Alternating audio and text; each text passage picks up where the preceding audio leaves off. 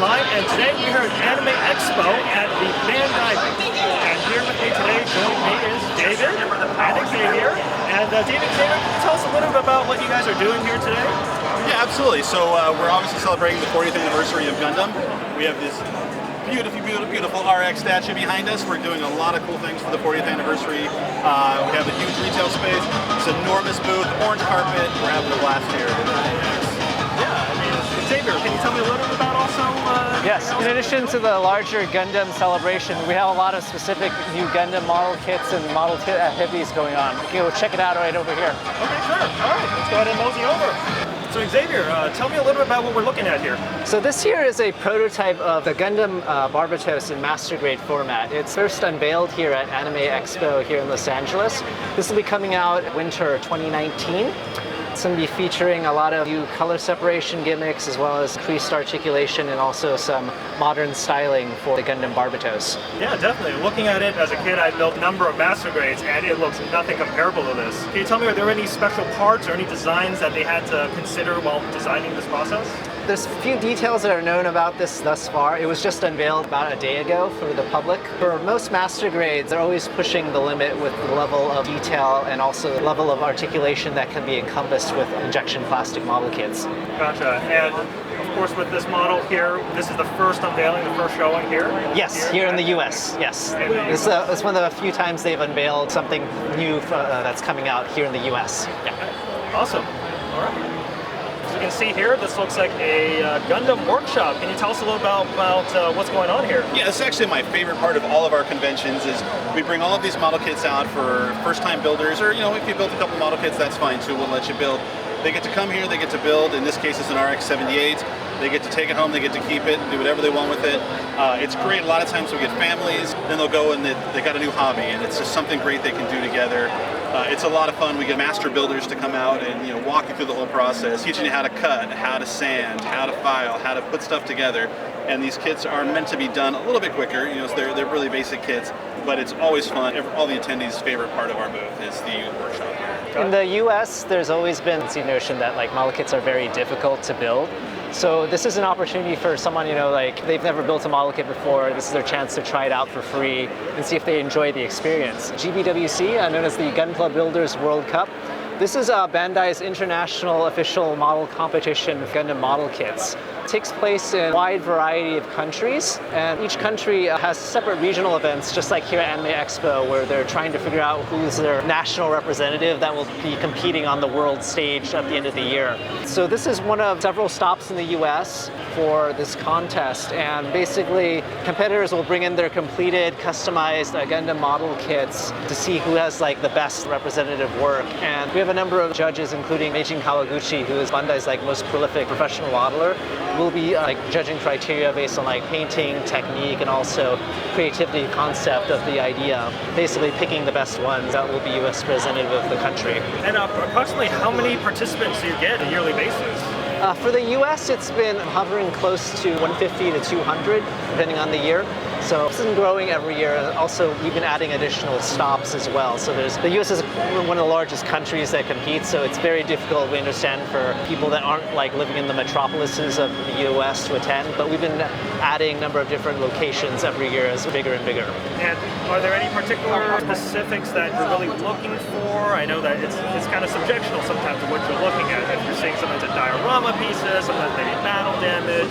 Just historically, what usually tends to catch the judges' eyes when you're looking at this? So for the GBWC, it's judged on the three categories: painting, technique, the concept, of creativity. So it's the best overall score that encompasses that. Sometimes what that means is it's not necessarily the best of every one of those judging categories, but it's going to be the best overall that encompasses all of those. And what's good is they do a number of judges, so judging can be subjective, especially in one of the categories. But there was a couple mysterious shadow boxes. Can you tell us a little bit more about that? Yeah, sure. So part of the Gundam 40th anniversary is the concept of Beyond. So there's a lot of thinking of the future for the Gundam as a franchise. And part of that is they're exploring a bunch of different ways to look into the future.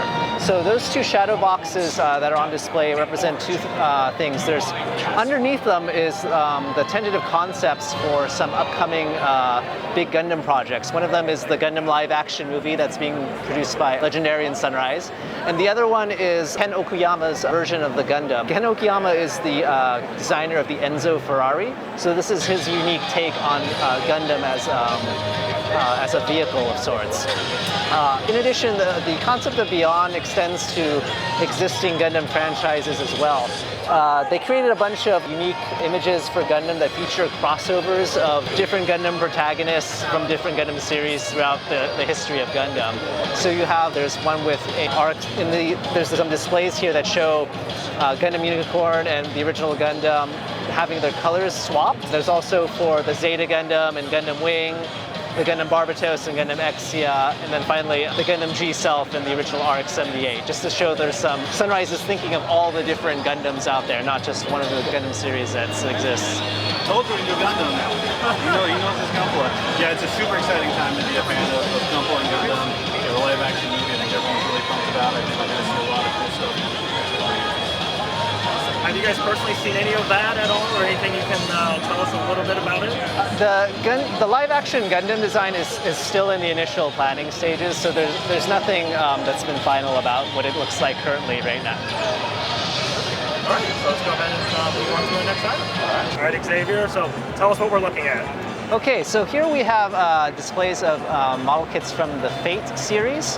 Fate is a highly popular mobile game and also anime and other type of media franchise that's currently super hot. So these are very cute, simple model kits of these characters. So this one's MASH, and this one's Nero, and then this one is Jean d'Arc Alter. They're very simple, easy-to-build model kits, and they're very cute. They encompass a new line by Bandai called Petitrits, which is a combination of the word petite and spirits, encompassing the fun nature of, and also the cute chibi styling of the model kit itself. And then over here we have two model kits from the Digimon series. Bandai is making a lot of different model kits these days apart from Gundam. Digimon is really popular still. It's celebrating its 20th anniversary this year. Bandai came out with these two designs of very highly popular characters, War Greymon and Omegamon. They're articulated, they're color separated, there's no glue required, just like the Gundam model kits, and really good level of detail and functionality that users come to expect from Bandai for model kits. All right, and clearly these items are designed even for beginners if they wanted to try testing themselves out. Bandai's philosophy for their model kit lines has always been to make it as if this is possibly someone's first model kit. And so there's a lot of the way assemblies are built in and how parts go together that are common throughout most of Bandai's models. And this is done intentionally to make it so that the user has a fun experience regardless of their skill level. All right, so let's go ahead and move on to our next item. All right. Well, as a proud level 40 Pokemon Go player, I am very excited about the Pokemon model kits we have. Right now we have Pikachu, Mewtwo, and Eevee, and we're also displaying Charizard, Dratini, Dragonite. They're going to be lower price point, so they're going to be a more approachable thing. I think from a property perspective, Pokemon is obviously very popular with Western audiences. So we're really expecting this to take off. So I'm really excited for Pokemon. So obviously it's a more well-known series. So are they going to be found? Where can they find these products? Will they be found in local stores? Will they find them online, or where can people purchase them? So right now we're still working on that. I don't think we've finalized any mass distribution yet, right, Xavier? No, right now it's still in specialty and hobby stores. We are still trying to get inroads into much larger big box stores for the Pokemon kits because of the wider general recognition of the product. But that's still to be. However, it's still going to be available at wherever everyone else is already getting their model kits and collectible items. Yeah. That's everything. All right. Anything else you want to go to? All right. And David, let us know, other than Anime Expo, what else are you going to be doing this year? Awesome. So our next stop we're very excited about. It's going to be San Diego Comic-Con. We're going to have 5 booths at San Diego Comic-Con, 2 outdoor activations, a Gundam shop. But what we're most excited about is we're going to try to break at least one Guinness World Record at San Diego Comic-Con. We're going to take over the marina outside of the Marriott. We're going to recreate a huge zone of Dragon Ball. We're going to give out 1,000 scouters to people to wear. We're going to have Sean Schimmel, the voice of Goku, come and lead us in the world's largest Kamehameha. And it's going to be better than that, I hope. But it's going to be... Oh, sorry, there you go. He's better at it than I am. I'm a little lazy in my Kamehameha. But it's going to be really exciting. We're going to do that Wednesday on preview night of San Diego Comic-Con. We're going to do it at 4 o'clock. So if you're going to San Diego Comic-Con, we'd love for you to stop by. You can do it. You know, it's a free event. You know, we'll give you the scout, you get to keep it, and you get to be a part of history. You know, Guinness breaks the world record. Maybe try to break a couple other records, but that's the one we're focusing on, and it's going to be a ton of fun. And we have 5 exclusives from Dragon Ball at the event, 4 SH figure arts, 1 figure art, 0 statue, and people are just really excited about it. It's just a great time to be a Dragon Ball fan. Awesome, definitely look forward to that. So definitely, if you guys are going to be at Comic-Con, make sure you check that out. All right, and again, I want to thank you guys both, David, Xavier. Thank you very much. All right. Have fun. See you guys.